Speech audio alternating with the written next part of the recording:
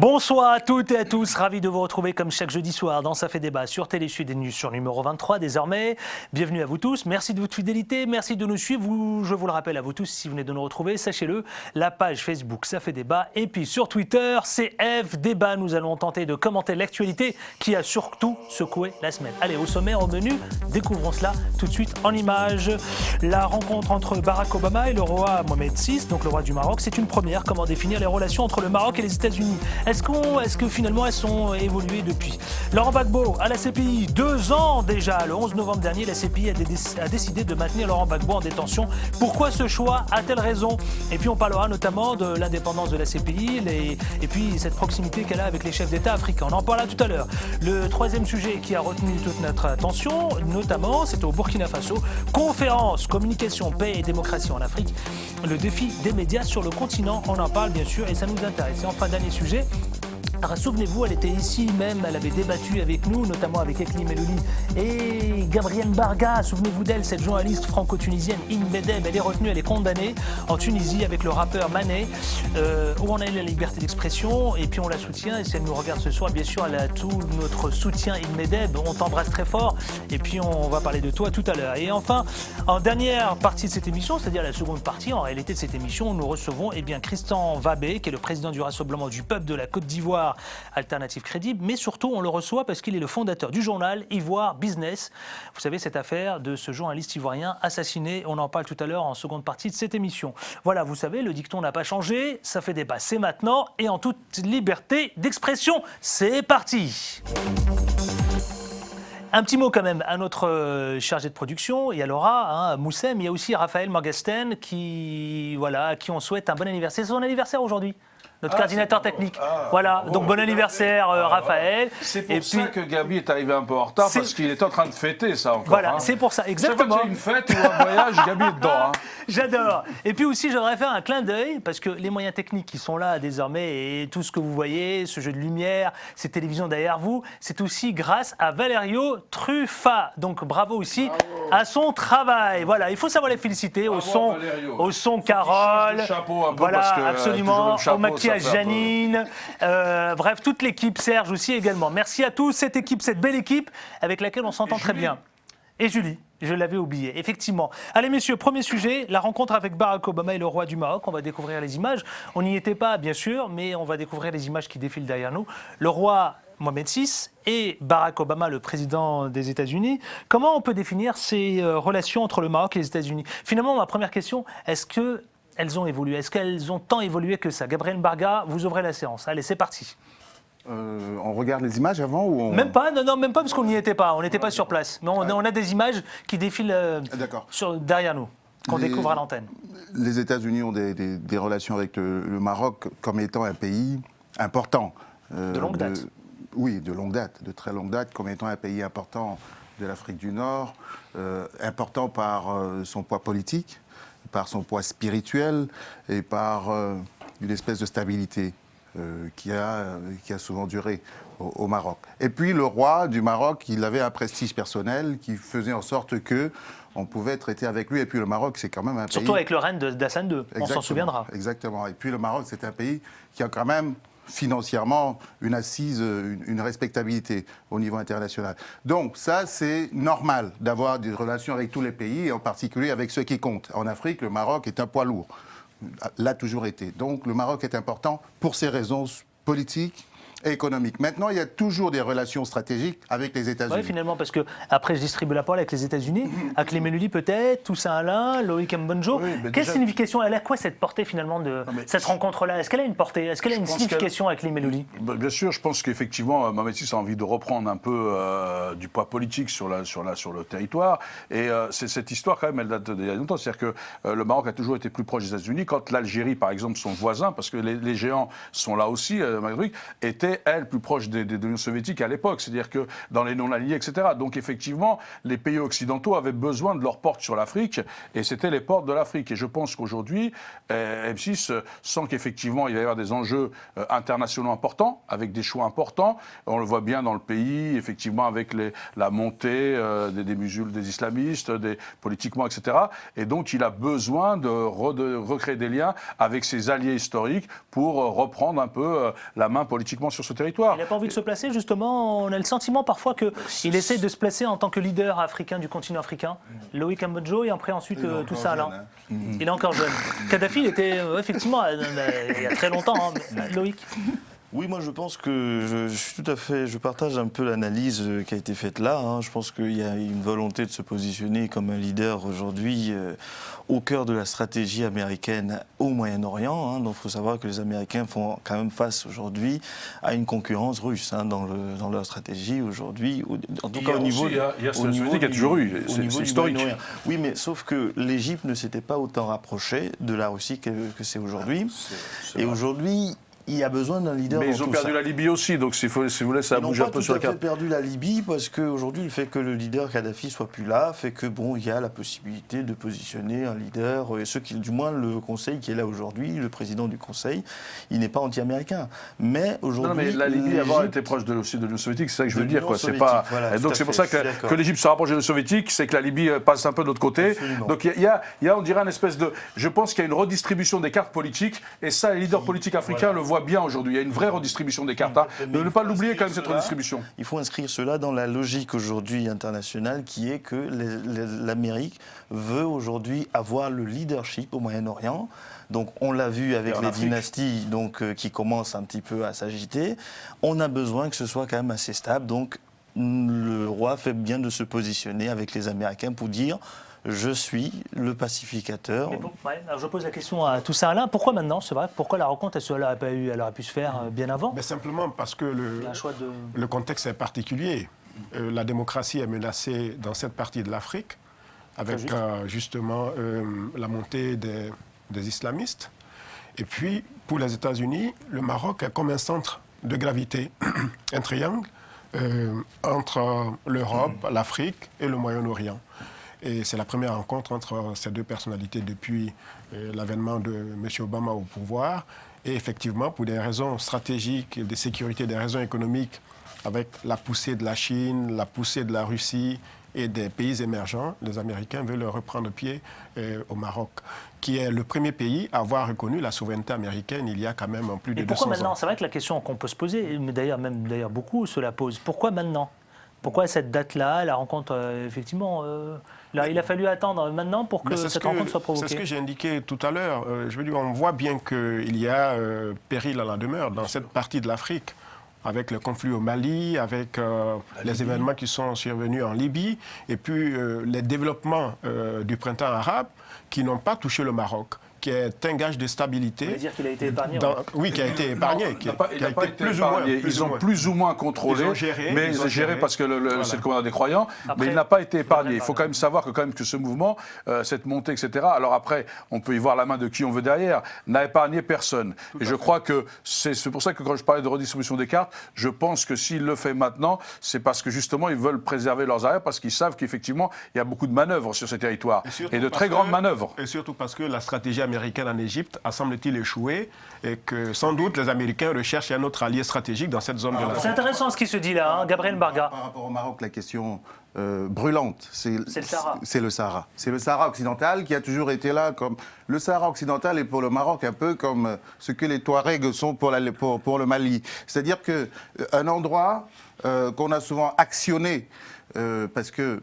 D'ailleurs, à quoi il joue Barack Obama là-dessus sur le Sahara occidental? Oui, on ne sait pas trop, on ne comprend pas trop son rôle. Le Sahara on ne sait pas quoi. C'est à l'origine, avant que d'autres interviennent, à l'origine, c'est les opposants. Je vais à Clément finir, Gabriel, et ensuite on dire qui sont à l'originel, c'est les opposants au régime royal, c'est-à-dire qu'au départ, il faut quand même le savoir. Et donc le Polisario, c'est quand même des gens qui sont au départ dans un engagement politique contre le régime tel royal, entre guillemets. Gabriel Barga. En fait, Vous voyez, dans le cas, je vais prendre le cas malien. Ça vous fait sourire. La question du Sahara occidental vous fait... Non, c'est pas la question du Sahara occidental, c'est le cynisme, en fait, occidental. Oui, dans des rapports de force précis aussi. C'est-à-dire que la stratégie américaine a toujours consacré deux axes. C'est le cynisme qui me fait rire, mais je ris jaune. Parce que souvent, on va jouer avec une poche. On active les nationalismes quand ça nous arrange. On dit on va régler, on va pas régler, etc. etc. Toujours pour déstabiliser le gros, pour qu'il lâche un peu de l'Est. C'est ce qu'on essaye de faire avec le Maroc, pour qu'il renouvelle. Pour déstabiliser, pour rééquilibrer justement les rapports de force. Pour quelle raison, Loïc? C'est-à-dire que les Américains ont toujours voulu, dans leur stratégie, c'est un peu partout, toujours rééquilibrer les rapports de force. Avoir des leviers de pression sur les personnes qui sont leurs interlocuteurs. Comme si ça allait d'un si bon sentiment que ça pour les peuples concernés. Eux, ils jouent leurs intérêts. C'est pour ça que je dis l'équilibre des rapports de force leur permet de jouer leurs intérêts parce que on a toujours un moyen de sur l'Open ils ménagent aussi l'Algérie. Justement, il y a un face-à-face là qui était très intéressant. Ensuite, après, je vous laisse avec les Mélodies. Gabriel, Loïc. Ils aiguillonnent. C'est-à-dire que on va aiguillonner quelqu'un qui va déstabiliser, je retiens mon mot, plutôt qu'équilibre, le pays qui est costaud, parce que c'est toujours des petites poches par rapport à un ensemble plus vaste, puisqu'on a divisé pour mieux régner. Il y a des pays qui sont sortis de la carte dans les années 50. Quand vous voyez le Mali, tout ça, on a découpé, je parle du Mali à dessein, parce que ces peuples, ce sont des peuples qui voyagent dans toute cette étendue-là. On a découpé certains pays à la dernière minute, parce qu'on voulait créer, juste avant les indépendances, des petites poches encore à gauche et à droite pour déstabiliser les plus grands ou pour créer des poches de richesse naturelle. Le Sahara est très riche. S'il vous plaît, avec les Mélodies. C'est comme ça que les malentendus, y compris au Maghreb, sont nés du redécoupage effectivement des Français. Donc il faut revenir à l'histoire. Et je pense que les États-Unis, sur le polyseur à quoi ils jouent, ils font de la diplomatie. Ils ménagent aussi le géant algérien qui est à côté, et à juste titre, parce qu'ils ne veulent pas mettre leurs œufs dans le même panier. Qui, d'un côté, effectivement, on met des poches de pression, que ce soit par le biais de la religion de ce truc, on met des poches de pression pour les amener à arquer un peu, à les faire négocier et à être plus tendres. Et d'autre côté, on ne leur témoigne pas d'animosité trop flagrante pour éviter qu'ils prennent leur distance. Donc c'est tout un jeu de subtilité et d'équilibre. Et là-dessus, bien sûr que même si il y a la question du Polisario, donc je pense qu'il va la défendre auprès d'Obama, mais je pense que les Américains vont écouter et vont essayer de regarder aussi leurs intérêts à eux en ménageant le géant pétrolier avec les gars, etc. Allez, on est vraiment dans une... S'il vous plaît, messieurs, parce qu'il nous reste quand même 3 autres sujets à traiter, il va falloir aller très vite. Je vais juste donner la dernière parole, s'il vous plaît, à Toussaint Alain, et on passe au second sujet qui a retenu notre attention. Je voulais indiquer qu'en avril, les Américains avaient pris l'initiative d'une pré-résolution sur le Sahara occidental pour permettre à la mission des Nations Unies au Polisario de s'intéresser aux questions des droits de l'homme. Et cela a provoqué les vives protestations du gouvernement marocain, qui n'a pas du tout accepté que les Américains et l'ONU s'intéressent de près à ce qui se passe dans les camps de réfugiés au Polisario, etc. Et donc, la visite, c'est aussi un signe de réchauffement, parce qu'effectivement, le royaume marocain n'avait pas du tout apprécié cela. Donc les Américains provoquent cette visite pour d'abord leurs intérêts, mais ensuite aussi pour préserver leur position. Il y a aussi par ailleurs aussi des signatures, des accords économiques, une coopération. Oui, mais ça va de soi. Ça va de soi. Bon, allez, messieurs, on passe à ce second sujet. Ce second sujet, on va parler, bien sûr, 2 ans déjà pour Laurent Gbagbo à la CPI, 2 ans déjà que, évidemment, Laurent Gbagbo, je ne sais pas comment on peut le qualifier, mais en tout cas, attend que sa situation puisse avancer. Le 11 novembre dernier, souvenez-vous, la CPI a décidé de maintenir Laurent Gbagbo en détention. Eh bien, messieurs, on va lancer le débat. Je sens que ça va être assez sensible. Pourquoi ce choix a-t-elle raison, la CPI, finalement, de retenir Laurent Gbagbo? Je commence par vous, Toussaint Alain. Je le rappelle, parce que vous êtes ancien conseiller de Laurent Gbagbo. Tout à fait. Ma réponse ne surprendra pas. Non, je pense que la CPI a tort de garder, de détenir le président Gbagbo. Son procureur est incapable de fournir les preuves qui impliquent Laurent Gbagbo dans des tueries, des événements de 2010 et 2011.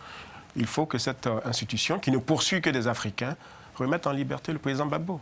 Remettre en liberté. Ensuite, je vous donnerai la parole. Hakim Elouli. Je l'avais déjà dit ici, donc c'est pas parce qu'il est là que je le dis. Moi, je trouve que la CPI, si pour moi elle veut avoir cette de noblesse, il faut qu'elle considère les gens de la même façon.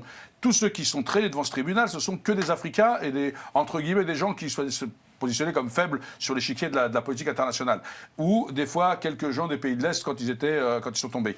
Et moi, je trouve que c'est quand même une des rares fois qu'on voit la justice mettre quelqu'un en détention préventive, en disant on n'a rien contre vous, mais on va vous garder le temps de chercher, le temps de trouver. Soit ils ont des faits avérés contre Laurent Gbagbo et il est jugé et il répond de ses actes, soit ils n'ont pas de fait avéré, mais on ne peut pas maintenir quelqu'un en détention en attendant de lui trouver Vous des êtes faits. scandalisé par ça ou parce que c'est votre position de pro-Gbagbo? Enfin, d'ailleurs, je ne sais pas si vous êtes pro-Gbagbo. Je suis ni pro. Non, mais attendez, moi je suis ni pro-Gbagbo ni pro-Antel parce que ça voudrait dire que je perds le fil de l'idée. Moi je suis pro-justice sociale, je suis pro-égalité, je suis pro que la justice internationale fonctionne de la même façon chez tout le monde. Et après, si Gbagbo a commis des actes, on lui les reproche, parce que c'est facile aussi de faire des supputations, etc.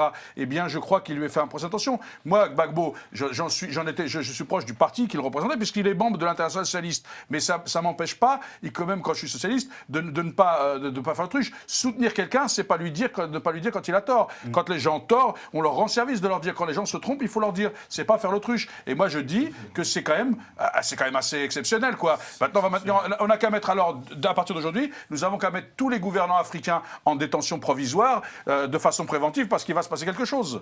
Allez, Loïc Amojo, justement, la question, pourquoi tant de flou autour de cela? Et puis, dans ces dossiers, il y en a plusieurs, dont celui de Laurent Gbagbo. Finalement, la question que je vous pose, c'est la CPI, est-elle réellement partiale? Est-ce qu'elle est juste? D'accord. Alors, disons que le contexte dans lequel la CPI fonctionne fait en sorte qu'elle ne peut pas être Sa relation juste. avec les chefs d'État. C'est-à-dire que déjà, d'abord, pour qu'il y ait une affaire de ce type, il faut que le Conseil de sécurité se mette d'accord, il faut que la CPI actionne des poursuites, et à chaque fois, c'est sur un angle précis. C'est-à-dire, on ne prend pas tout le monde, on prend l'élément précis qui gêne en fait la position, et c'est toujours cet équilibre américano-français. Alors, pour ce qui est du cas de Laurent Gbagbo en Côte d'Ivoire, on constate qu'il n'y a que des personnes d'un seul camp qui sont poursuivies. Mais ce qu'il ne faut pas perdre de vue, et c'est ça qui est le plus important, c'est que dans tous les cas qui sont jugés à la CPI, on a le même déséquilibre. Donc, ce n'est pas un focus sur Laurent Gbagbo, c'est un focus général sur l'Afrique. Qu'est-ce que vous pensez finalement du fonctionnement de la CPI? Alors, c'est quoi je voulais terminer, la CPI, je voulais terminer en disant que aujourd'hui, le problème de la CPI, ce n'est pas il faut une justice qui puisse juger tout le monde. Mais le problème, c'est le non-fonctionnement de la Cour de justice africaine. Mais là, tous autour du plateau, vous avez le sentiment, là, j'ai plutôt l'impression, vous êtes un peu d'accord, sauf Gabriel qu'on n'a pas encore entendu, que vous reprochez un dysfonctionnement à la CPI. Mais oui, c'est comme l'universel. Adil, c'est comme l'universel. C'est les Occidentaux qui sont porteurs de l'universel. Ils sont incapables de partager la part qui est chez les autres continents africains, etc. Donc la CPI, c'est pareil. On a l'impression que c'est les Occidentaux qui rendent la justice, mais que ce n'est pas une justice qui est la même pour tout le monde. Finissez votre phrase et je donne la parole à Gabriel Barga. De toute façon, quelle que soit la position, il faudra qu'il y ait une justice. Il faudra qu'on regarde, qu'un tribunal puisse se pencher sur des dossiers. Gabriel Barga, est-ce que vous parlez de dysfonctionnement? C'est vrai, est-ce qu'on peut reprocher, effectivement, qu'est-ce qu'on peut reprocher finalement à la CPI? On parlait du Front Polisario, du Sahara occidental tout à l'heure. Et ce sont les États-Unis qui partent de plusieurs milliers de kilomètres pour venir régler le problème. On parlera de tant d'autres questions et vous verrez toujours qu'on est toujours dans ce même schéma. Ça pose déjà la question générale de la souveraineté des États africains. Maintenant, quand on arrive au niveau d'une institution comme la CPI, ça a été rappelé, la CPI fonctionne sur saisine du Conseil de sécurité. Et on sait très bien comment fonctionne le Conseil de sécurité des Nations Unies. Donc, par définition, c'est une institution politique. Or, l'idéal, il est alloué d'une juridiction qui puisse juger tout le monde qui commet des crimes contre l'humanité, des crimes de guerre. L'idéal est parfait, comme l'idéal onusien d'ailleurs. Mais à chaque fois, ce sont les plus forts qui prennent le contrôle comment dirais-je, de l'outil, de son fonctionnement et de sa philosophie. Et comme les mêmes sont impliqués dans les histoires, ensuite dont ils saisissent les juges de la CPI. Peut-on juger partir en faisant de justice? Regardez, c'est Milosevic, par exemple, qui s'est retrouvé à la CPI aussi, pour ce qui est des pays de l'Orient. C'est-à-dire qu'on est toujours, comme il l'a justement dit, M. Mpanjo, on est toujours dans quelque chose qui met en contradiction ceux-mêmes qui prétendent porter le droit. C'est un vrai problème. Allez, petite conclusion, peut-on parler d'injustice, tout ça là? C'est une injustice. Pourquoi des chefs d'État africains seraient poursuivis alors que M. Bush, ancien chef d'État américain, vit paisiblement sa vie de retraité président? Vous poursuivez votre combat auprès de Laurent Gbagbo? Pardon? Vous poursuivez votre combat, j'imagine, auprès de Laurent Gbagbo. Vous vous battez au quotidien pour faire exister sa voix. Nous nous mobilisons pour expliquer sa situation et au-delà du président Gbagbo, celle du continent africain qui fait qu'aujourd'hui, le président kenyan ne peut pas gouverner tranquillement parce qu'il est sous la menace de la Cour pénale internationale. Et je leur ai dit, si le président Gbagbo est à la CPI, il faudrait aussi y conduire M. Bush, M. Chirac, M. Obama. Il n'y a pas une manifestation qui se tient prochainement je crois ce week-end à Paris pour les 2 ans de détention du président Gbagbo. Voilà. Allez, messieurs, oui, rapidement, s'il vous plaît, Loïc Campanjo. Je veux dire qu'il ne faut pas simplement qu'on pointe une partie du problème. Le vrai problème, c'est que c'est pas de revenir à la situation d'avant 98, de dire pas de Cour pénale internationale, elle ne fonctionne pas. C'est de dire il faut transmettre les dossiers africains à la Cour de justice de l'Union africaine et qu'elle s'implique en amont des conflits. C'est-à-dire au moment où on commence à torpiller les constitutions, arrêter les opposants, qu'elle puisse avoir le levier aujourd'hui et assez de transfert de souveraineté pour directement interpeller les chefs d'État. Moi, je ne suis pas d'accord. On ne peut pas être pour la souveraineté des États africains et sous-traiter les dossiers de justice avec des institutions internationales. Nous devons renforcer l'état de droit dans nos pays, donner les moyens à l'institution judiciaire et demander à nos juges de faire le travail. Je suis d'accord avec ce que dit Ce qui pose problème à la CPI, c'est le mode de saisine. Si au moins le tribunal international pouvait s'auto-saisir aussi, parce que c'est aussi ça, s'il était vraiment, il y avait une garantie d'indépendance, ça ne posait pas de problème, donc il pourrait poursuivre tout le monde de la même façon. C'est ce que je disais tout à l'heure. Je crois qu'il faut effectivement qu'on aille vers une justice internationale qui soit une véritable justice internationale, qui ne soit pas l'outil du parti du continent de juger les Africains alors qu'ils ne connaissent pas le contexte. Il faut que ce soit des juges africains qui s'occupent de ces problèmes. Et il y a une cour de justice à l'Union africaine, il faut qu'elle fonctionne. Il faut que ces dossiers soient traités dans une institution qui puisse aujourd'hui condamner un chef d'État et non pas en Occident avec tout le passif qu'on a derrière. Ce n'est pas la question de... Parce qu'aujourd'hui, il y a un débat, c'est l'impunité... Je comprends mieux maintenant où vous voulez en venir, effectivement. Voilà, aujourd'hui, on a l'impression qu'on dit il ne faut pas qu'ils soient poursuivis parce qu'ils sont présidents. Il ne faut pas qu'ils soient poursuivis parce que... Le problème, c'est pas là. Le problème, c'est qu'il faut qu'il y ait une justice. Il faut qu'il y ait une justice, mais la justice ne doit pas se substituer à l'Union africaine. L'Union africaine, aujourd'hui, a sa cour de justice. Moi, je vais plus loin. Allez, bâtissons des états de droit et donnons les moyens dans chacun de nos pays à la garantie de cet état de droit. À la justice. Lorsqu'on change une constitution, lorsqu'on se met à torpiller des opposants... Alors, on a un peu dépassé notre temps accordé sur ce second sujet. D'ailleurs, il va falloir écourter légèrement sur le Burkina Faso. Gabriel Mbarga. Ce qu'il dit est très intéressant. La piste qu'il explore, M. Mpanjo, est très intéressante. De même que celle de M. Akli Meloui, qui imagine l'idée que la CPI puisse se saisir elle-même et non plus par des pays qui forcément sont mus par des intérêts politiques. Mais la CPI est une émanation du Conseil de sécurité. Elle ne peut pas s'autosaisir. Bien sûr, c'est ce qu'on dit. C'est le Conseil de sécurité. Mais la CPI ne pourra jamais s'autosaisir. Non, on parle de ce qu'il faudrait. On ne dit pas ce qu'il veut faire. Mais ça, c'est un vœu pieux qui ne pourra jamais se réaliser parce que la CPI est un instrument. Est-ce que vous imaginez un chef d'État occidental? On a des idées qui parfois effectivement peuvent sembler pour nos téléspectateurs un peu utopiques. Et puis on a le réalisme ici qui nous rappelle un certain nombre de choses.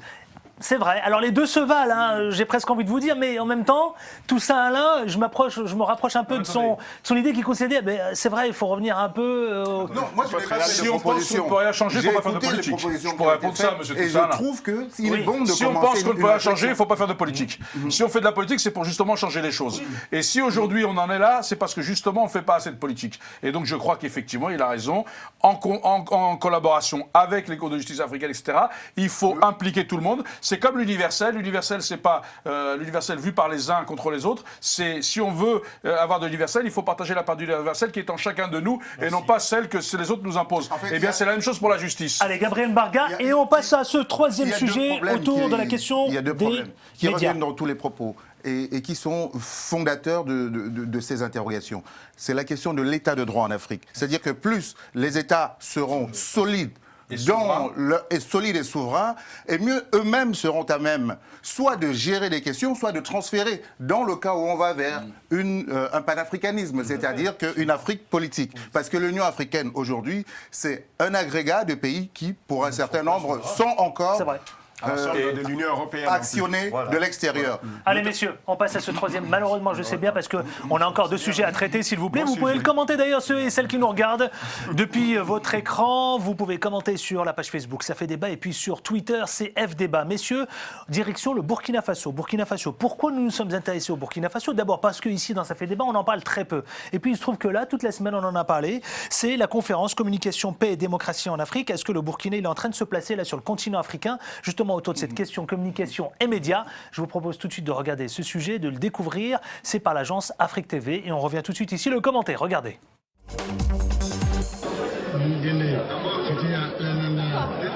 Au pays des hommes intègres, l'arrivée de la TNT, la télévision numérique terrestre, se prépare bien. En témoigne l'exemple de la toute dernière télévision privée installée à Ouagadougou.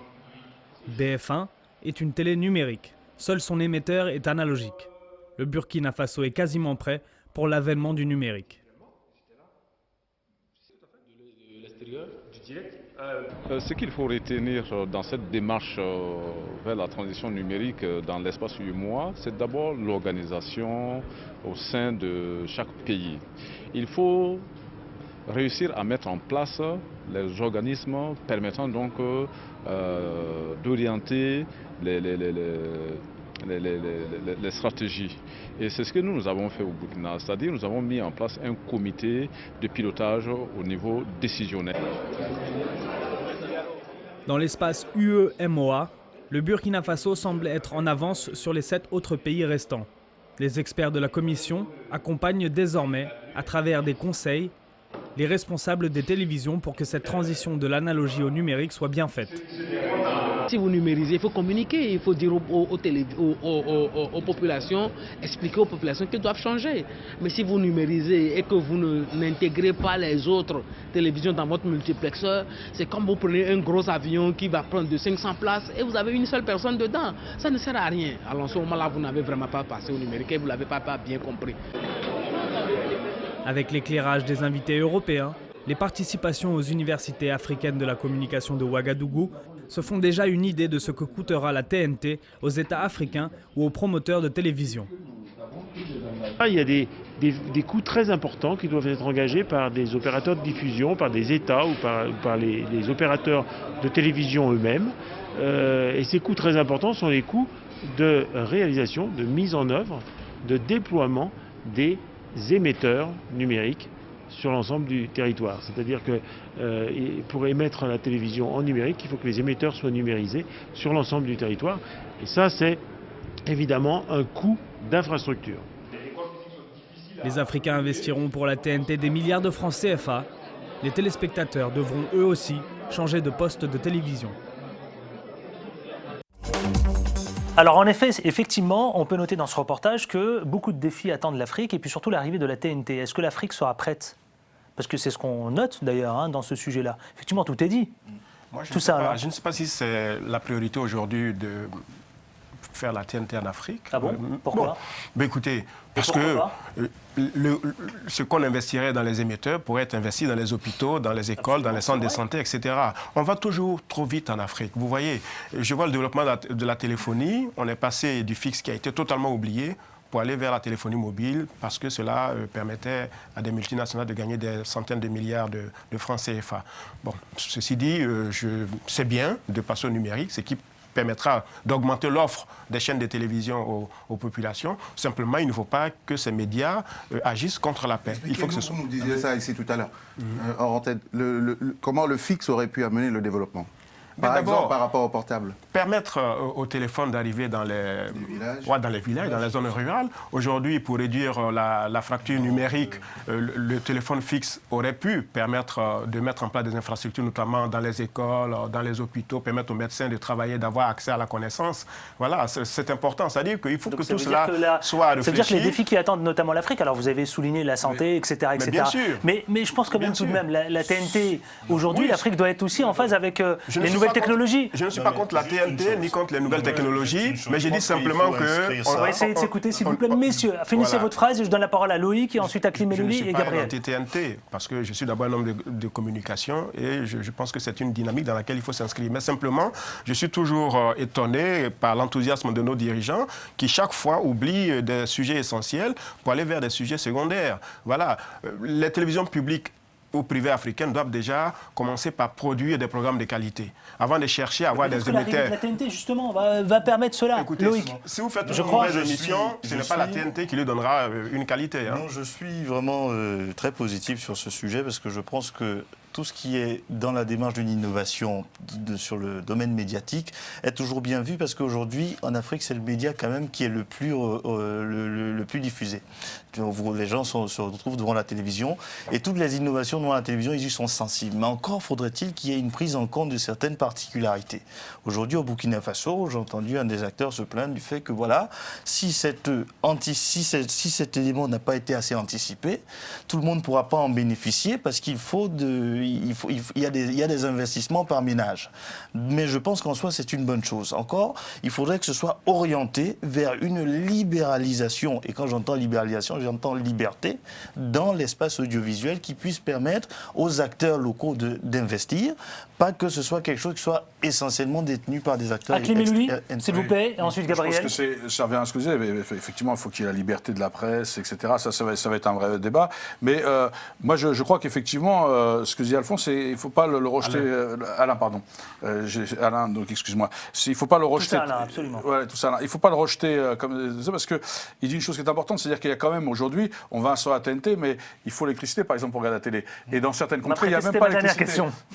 C'était ma dernière question. Voilà, donc il faut, à un moment donné, je crois qu'on n'a pas les infrastructures, et donc, et c'est vrai que là, on fait un peu de buzz et de vent, c'est-à-dire qu'on se félicite devant les nouvelles choses, alors qu'on n'a pas créé les conditions. Donc je crois qu'il faut créer les conditions, et après, il a raison. C'est vrai que sur le cadre des programmes, nous avons évolué. On le voit bien dans des pays qui sont beaucoup plus avancés, la qualité, etc., n'est pas encore au rendez-vous. Et donc, j'espère qu'effectivement, l'arrivée de la TNT va permettre la qualité, mais il ne faut pas oublier quand même qu'il faut l'électricité, qu'il faut des hôpitaux. Il ne faut pas oublier aussi, je crois qu'il n'y a pas de question prioritaire. Je crois qu'il y a une approche globale pour ce développement, et il faut ne pas en oublier les ingrédients de la façon globale. Enfin, Gabriel Mbarga, s'il vous plaît, en quelques mots.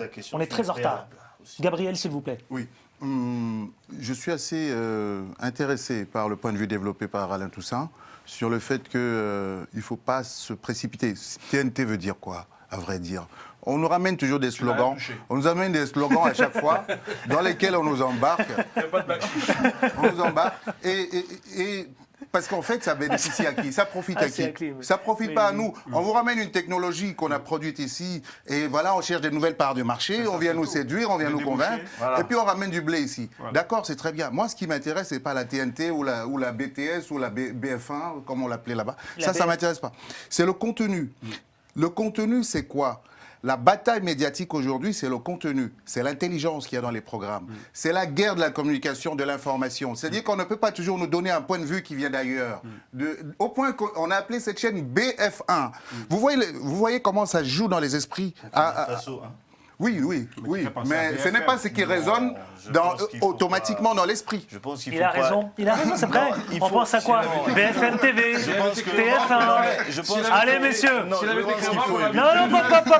s'il vous plaît. Nous allons aborder ce dernier sujet. Nous sommes très en retard. Ce que je vous propose, c'est tout de suite d'aller direction Tunisie, s'il vous plaît. La condamnation du rappeur Mané, et puis de celle qu'on connaît ici. Il y a la débattue, souvenez-vous, face à Gabriel Mbarga et aux côtés de Akli Melouli. Elle s'appelle Hind Medeb. Elle était ici parmi nous dans Ça fait débat. Aujourd'hui, ils ont été condamnés. Regardez ce magnéto et on se retrouve tout de suite après pour en parler. En fait, j'ai été arrêtée le jeudi 13 juin. Parce que j'ai manifesté au sein de l'audience mon indignation suite au verdict qui a été prononcé contre un ami à moi qui est rappeur, qui s'appelle Ala Eddine Yacoubi, alias Would El Kins. Il a été condamné à 2 ans de prison ferme pour une chanson où il insulte la police et où il critique les violences policières. ما نشوفوش كنجيك ولد سليم جيبوك يا رئيس يا محامي يا بوليس يا مستشار كيما بكيت وبابا بوك ما شعل فيه النار غير الحومة قندهار الكاس فاضي ديلي صار شيطان رجيم يديلي مين ابو عياط خدمو بيا السروي الليل هزوني للجبان البارح بيت J'ai exprimé ma colère en disant mais dans quel pays on vit, mais comment est-ce que c'est possible? Et en fait, c'était plus la journaliste qui parlait, c'était la citoyenne ordinaire qui se sentait complètement impuissante face à un verdict qui était très dur, sachant que 2 jours avant, un autre verdict avait été prononcé. Un verdict qui a relaxé les fondamentalistes, les militants fondamentalistes musulmans qui ont attaqué l'ambassade des États-Unis en septembre dernier, qui eux ont été relaxés. Donc des gens qui attaquent une ambassade et qui mettent le feu à une ambassade avec des armes sont relâchés, sont libres. Et un jeune homme qui a écrit une chanson est derrière les barreaux. D'ailleurs, on tient à saluer In Medeb, elle a tout notre soutien, notre consoeur, ici même. Parlons-en. Gabriel, vous avez peut-être des choses, une réaction peut-être d'abord? Je me souviens qu'elle était avec nous. La vie, elle est curieuse. Hein. Ça peut aller très loin. Quelqu'un qu'on a vu il y a quelques jours. Ici même, à la place de Toussaint. Et je me souviens de sa verve, de son enthousiasme, de son engagement, de sa passion. Effectivement, on avait longuement parlé de la liberté de presse en Tunisie, qui était incarnée déjà à ce moment-là par l'arrestation. Je pense qu'on l'avait déjà arrêté, ce jeune rappeur, pour une chanson qui insultait la police. Voilà, qui indexait un peu la police et ses méthodes. Je ne sais pas ce qu'on peut dire de plus sur la Tunisie qu'on en a dit dans une émission précédente, sur le fait que c'est un pays qui est en train, après le souffle, la bourrasque révolutionnaire, de retrouver un modus vivendi. C'est pas très... Ça ne se passe pas très facilement, je ne sais pas. Hakim El-Ouli ? Non, mais on peut parler de la condamnation. Finalement, est-ce qu'elle est justifiée, cette condamnation ? Alors, moi, je pense que c'est le propre des pays en voie de démocratisation, je ne sais pas comment on peut appeler ça, c'est que dès qu'il y a une bourde à faire, ils la font. Ils plongent dedans. Donc, je pense que c'est une bourde politique d'avoir condamné... Pardon, Hakim, mais qu'est-ce que je te dis ? Non, mais je vous dis, ça nous fait rire. Ouais, c'est normal. Voilà. Désolé, on n'est pas en train de... Je voudrais dire déjà à Inde toute mon amitié et mon affection et qu'on la soutient, mais ça ne va pas nous laisser augurer de ce qui va se passer en Tunisie dans la politique, parce qu'il faut faire attention. Et quand on parle de la Tunisie, on aurait pu très bien parler, parce qu'à l'époque, il y a eu des rappeurs en France qui ont eu des mots, et il y avait des fous furieux aussi qui voulaient... Et des fous furieux, et d'autres, et il y avait des fous furieux politiques qui voulaient les poursuivre et les emmener en prison. Donc il ne faut pas non plus, vous voyez, comme quoi... Vous parlez de Sarkozy, c'est ça ? Je ne parle pas de nom en particulier, mais il y en a toujours des... Non, mais souvent, on a tendance à regarder la paille chez le voisin et de ne pas avoir la poudre qu'on a chez nous. Mais... Tout ça, Alain ? Bon, je pense que notre consoeur et ses amis rappeurs s'en sortent plutôt bien, puisqu'il s'agit de condamnation des peines donc avec sursis. Bon, est-ce que ça montre aussi la limite du gouvernement ? Je fais référence notamment à la liberté d'expression et à la liberté tout court. Non, sincèrement, je pense que sur un fait, je pense que sur ce fait précis, on ne peut pas porter de jugement de valeur sur le rapport du gouvernement tunisien avec la question des droits de l'homme ou de la liberté d'expression. Je pense que c'est juste, comme a dit notre ami, voilà, une bourde, et on espère que cela ne se reproduira pas. Loïc Mponjo ? Alors, moi, je vais peut-être condamner les rappeurs qui s'expriment. Moi, je vais peut-être vous décevoir, mais moi, je suis assez optimiste quand il s'agit de la Tunisie avec les récents événements, malgré les reculs qu'on a failli avoir. Quand je vois des situations comme ça où on a simplement l'impression que le logiciel n'est pas encore assez... on a beaucoup de c'est-à-dire les gens sont un peu pressés. Les gens sont pressés. On pense qu'on va avoir tout de suite la meilleure situation pour la liberté de la presse et la liberté d'expression. Il faut inscrire ça dans le temps. La Tunisie vient de faire une révolution. Ils ont pris un bon chemin. Ils ont réécrit une constitution. Ça veut dire qu'il faut arrêter de se battre ? Non, ça veut dire qu'il faut surveiller ça, mais comprendre ça également dans l'angle des rapports de force. Qu'il faut toujours avoir pour qu'on ait toujours un équilibre dans la société, pour que les libertés individuelles s'appliquent. Il y a des reculs. Il y a des avancées. Là, par exemple, c'est un recul, en effet. Mais généralement, je pense qu'il faut plutôt encourager les Tunisiens à continuer, à aller vers... Mais tout en inscrivant cela dans leur logiciel particulier. C'est plutôt une bourde, c'est pas un recul, parce que je crois qu'il faut... Et saluer d'ailleurs aussi, au passage, l'action, le combat que mènent nos amis tunisiens et tunisiennes, et notamment en France, et qui sont très actifs. Je crois qu'ils sont attachés à cette démocratie. Je pense qu'ils ont une occasion historique d'écrire une nouvelle page. Mais je ne pense pas que ce soit un recul. Je crois que c'est une bourde, et c'est pour ça que je dis qu'il faut faire attention que ça ne doit pas occulter justement ce travail qu'il y a à faire, même si le chemin reste à parcourir. Et je disais, quand je prenais le parallèle de la France sur des rappeurs et sur d'autres pays, je crois que dans tous les pays, on a un petit problème avec la liberté d'expression qui n'est pas propre à la Tunisie, c'est juste pour relativiser. Même en France. Voilà, on arrive au terme de cette première partie, messieurs. Effectivement, la Tunisie qu'on traite ici, n'est-ce pas, Gabriel Mbarga, et puis avec les Mauludi ici régulièrement. Merci à... Oui. Non, je voulais dire à Inde, elle passe un message qu'elle revienne très vite pour enflammer le plateau. Pour enflammer le plateau, et j'espère qu'on va la retrouver ici très vite face à vous. Parce que Gabi s'ennuyait de ne pas l'avoir. C'est pour ça que j'étais en retard. Allez messieurs, merci à vous. On va retrouver, vous savez, Christian Vabé, qui est le président du Rassemblement du Peuple de Côte d'Ivoire Alternative Crédible. Ça s'appelle RPCI, AC, et le fondateur du journal Ivoire Business. On parle de l'assassinat, vous avez suivi, j'imagine, cette horrible affaire, cet assassinat du journaliste ivoirien. Merci à tout ça. Alain, ancien conseiller de Laurent Gbagbo, merci à vous. À très bientôt. Merci à Loïc Mpanjo, qui est le président du Titank Initiative Cameroun. Merci à vous. Merci à Lila. Merci à Akli Melouli, véritable acteur politique, militant associatif au sein du Parti socialiste. Merci à nos amis de nous avoir acceptés autour de ce plateau. Absolument. Et vous êtes maire adjoint aussi dans votre ville. Je m'adjoins à eux pour le débat. Absolument. Oh là là, que de joutes de mots et tout. Et enfin, Gabriel Mbarga, journaliste à Télé Sud. Qu'on ne présente plus. À la semaine prochaine ? À la semaine prochaine. Avec autant de plaisir. Oui, bien sûr. Absolument. Allez, ne bougez pas, restez avec nous. Tout de suite, notre invité dans Ça fait débat sur Télé Sud et numéro 23 de la TNT française. Allez, dernière ligne droite, seconde partie de cette émission, si vous venez de nous retrouver, la page Facebook Ça fait débat, et puis sur Twitter CF Débat. Merci à vous. Tout de suite, notre invité, nous recevons, eh bien, vous savez, le fondateur du journal Ivoire Business. Il s'appelle Monsieur Christian Vabé. Bonsoir. Bonsoir, monsieur. Vous allez bien ? Très bien, je vais très bien. Merci d'avoir accepté notre invitation. On va parler d'une horrible affaire, celle d'un confrère, d'accord ? Vous êtes le fondateur du journal Ivoire Business. Alors, cet assassinat, je veux parler de Désiré Oué, journaliste ivoirien, qui a été assassiné à son domicile. Absolument. Il travaillait au sein de la rédaction. Pour Ivoire Business et pour Tomorrow Magazine. C'était l'un de mes correspondants en Côte d'Ivoire. C'est quelqu'un que vous connaissez très bien. Absolument. Est-ce qu'on connaît D'abord, cet événement s'est déroulé au sein de son domicile. Alors, à son domicile à Kogoudi, ce qu'on sait, c'est qu'à son domicile à Kogoudi, Abidjan, un quartier d'Abidjan, vers 20h, le 14 novembre dernier, 3 personnes qui ne sont même pas encagoulées arrivent, séquestrent femme, enfant, nourrisson de 3 mois, et puis on attend patiemment, voilà, arme au poing. Dès qu'ils prennent le bout de son nez, vers 20h, il reçoit une décharge de rafales, les criblés de balles, et puis les individus qu'on appellerait les escadrons de la mort, parce que ça commence à faire débat, prennent leur 4x4, tirent en l'air dans le quartier, devant les voisins, tout ça, et puis s'en vont. Ce sont les voisins... C'est quoi, c'est une histoire de... Pardonnez-moi, mais ici, dans Ça fait débat, vous savez, on a bien abordé les questions que tout le monde se pose, mais est-ce qu'il y avait là un règlement de compte, Christian Vabé ? Alors, je pense qu'effectivement, c'est un journaliste, il a été tué en tant que journaliste, parce que certainement, il a dû mettre la main où il ne faut pas. Il a dû travailler, il a dû faire des investigations là où il ne faut pas. Aujourd'hui, tout se passe comme si tous ceux qui font un travail, qui gênent le pouvoir en place, peuvent perdre la vie.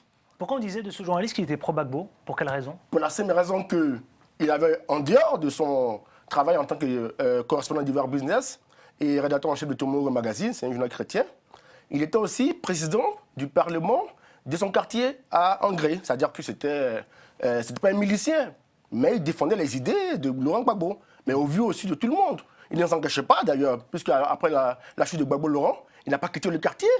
Il ne se cachait pas. Il était même connu... il était même invité à la présidence. Il a couvert les dernières assises de la jeunesse à la présidence.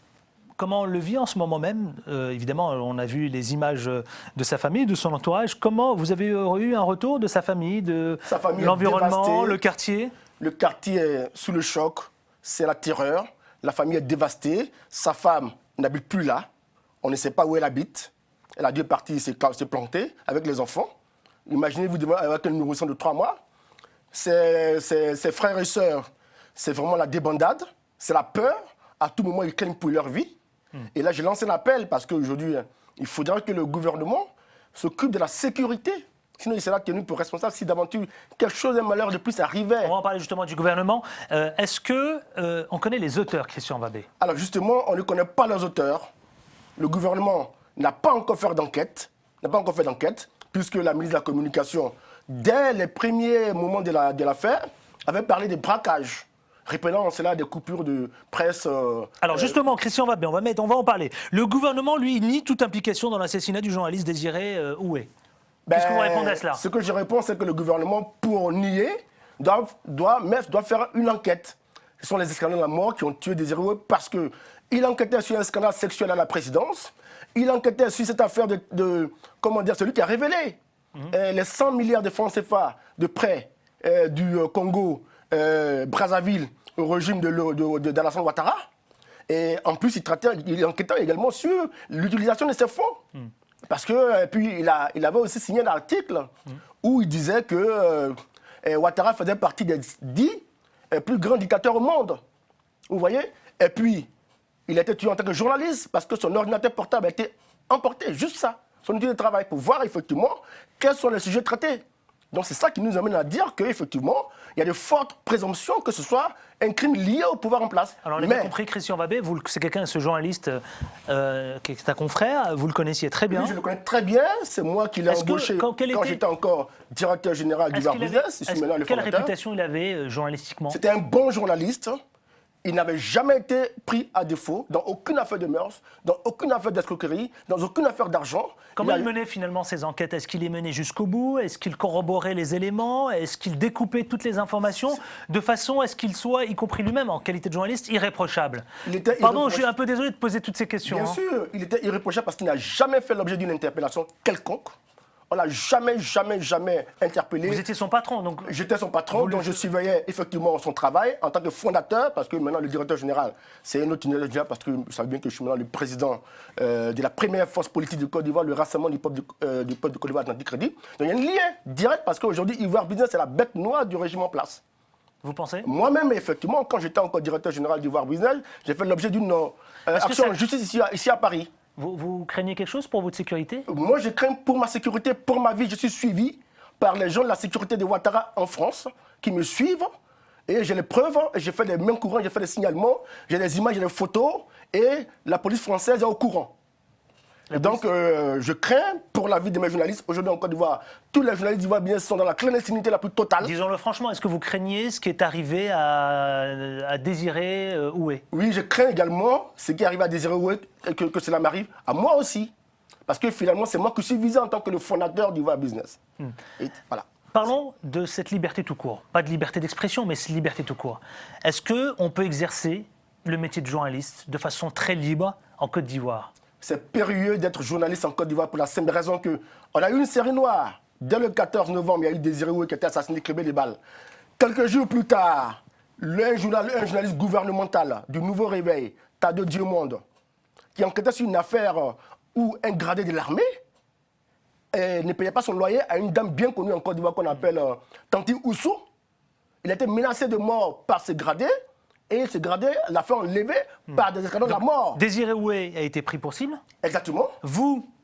Je suis également visé, menacé. Menacé? Absolument. Alors dites-moi. Et après ça, il y a eu Landry Cohen. Est-ce que finalement, alors ma question c'est, est-ce que ces événements, est-ce que c'est pas quelque chose qui découle des affrontements entre eux? Les pro-Gbagbo d'un côté, les pro-Ouattara de l'autre. N'est-ce pas cela finalement, Christian Vabé? Aujourd'hui, la Côte d'Ivoire n'est pas une démocratie, la presse n'est pas libre. Ça va plus loin, ce n'est pas une affaire politique, c'est une affaire où, quand Ouattara était encore opposant, il avait fait de l'escandale de la mort une priorité absolue. On se rappelle l'affaire Kiefer. C'est le Ouattara en tant qu'opposant qui avait tout fait pour que l'affaire Kiefer connaisse un début d'enquête. Mais bizarrement, quand il est arrivé au pouvoir, l'affaire Kiefer, plus personne n'en parle. C'est quand même bizarre. Parce que quand on est opposant, on s'intéresse à une affaire, quand on arrive au pouvoir, l'affaire, ça ne nous intéresse plus. Là, vous ne répondez pas totalement à ma question, Christian Vabé. Est-ce que vous ne pensez pas vraiment que ces événements découlent tout simplement entre les pro-Ouattara d'un côté et les pro-Gbagbo de l'autre? Christian Vabé. Je pense qu'il y a un lien absolu. Il y a un lien absolu parce qu'aujourd'hui, quand on est pro-Gbagbo, on meurt. Il y a le rattrapage ethnique, il y a les assassinats politiques. On est dans un régime, dans une dictature. Il faut le dire, dans un régime musulman dictatorial, il faut le dire. Pourtant, les musulmans, le Côte d'Ivoire ont toujours vécu en haute intelligence avec toutes les signes du Côte d'Ivoire, mais le régime Ouattara veut instrumentaliser les régions. Effectivement, il y a une affaire de pro-Gbagbo et contre pro-Ouattara. Mais le peuple ivoirien n'en a pas besoin. Parce que je vous le dis, les Ivoiriens ont toujours vécu, les 60 années du Côte d'Ivoire ont toujours vécu en haute intelligence, de façon harmonieuse. Donc, dernière question, monsieur Christian Vabé. La question, c'est plus généralement en Afrique. Les journalistes africains, est-ce qu'ils sont encore en sécurité? Aucun journaliste africain n'est en sécurité parce que les pouvoirs africains n'aiment pas la presse, combattent la presse. Au lieu de faire en sorte que la presse fasse son travail, parce que la presse est d'abord là pour veiller à ce que les libertés soient respectées, pour dénoncer l'état du gouvernement et de la population et de la société, les pouvoirs en Afrique ont tendance à prendre la presse comme leur ennemi. C'est une aberration. En Occident, la presse est le premier pouvoir. La presse qui fait défait les pouvoirs.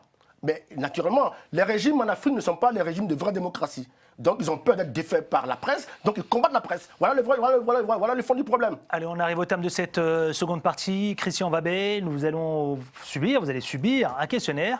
Tout le monde y passe, personne n'y échappe. Ça s'appelle le 5 questions en 10 secondes. C'est parti. Wabé, que représente pour vous l'Afrique? En un mot, pas de phrase. L'Afrique représente l'espoir, l'avenir. L'Afrique, quelle priorité pour vous? Un mot, s'il vous plaît. Priorité, développement, bonne gouvernance. France-Afrique, ça évoque quoi pour vous, Christian Wabé? Le passé à éradiquer. À éradiquer. Vous êtes radical pour le coup, là, effectivement. Afrique et démocratie, vous répondez quoi, Christian Wabé? Beaucoup à faire, trop loin. Et enfin, pour celles et ceux qui vous regardent, un dernier mot. Vous avez un mot? Je lance un appel à tous les médias du monde entier à faire de la mort des Désiré Oué une priorité. Je remercie, je félicite Reporters sans frontières, l'ONU, les journalistes ivoiriens. J'appelle à une journée presse morte à la fois en France, comme en Côte d'Ivoire et partout en Afrique et dans le monde. Je vous remercie. Ici, on en parle ici. En tout cas, vous êtes le bienvenu ici. Vous revenez. Tenez-nous au courant, évidemment, y compris pour vous. Y compris pour vous. Si je vous tiendrai au courant, on fera une marche ici avec tous les confrères français. Et je lance un appel à mes confrères en Côte d'Ivoire de faire de même. Et même à la population ivoirienne. On ne peut pas mourir parce qu'on a quelque chose à dire. C'est une aberration. Allez. On ne peut pas l'accepter. Merci à vous. Christian Wabé, je le rappelle, vous êtes le président du Rassemblement du Peuple de Côte d'Ivoire, Alternative Crédible. Ça s'appelle le RPCI, AC. Et vous êtes aussi également le fondateur du journal Ivoire Business. Merci d'avoir accepté notre invitation. Le débat continue, vous le savez, sur la page Facebook. Ça fait débat. Et puis sur Twitter, CF Débat. Merci de votre fidélité. Merci à vous tous. On se retrouve la semaine prochaine avec autant de plaisir. D'ici là, portez-vous bien. Ciao, ciao.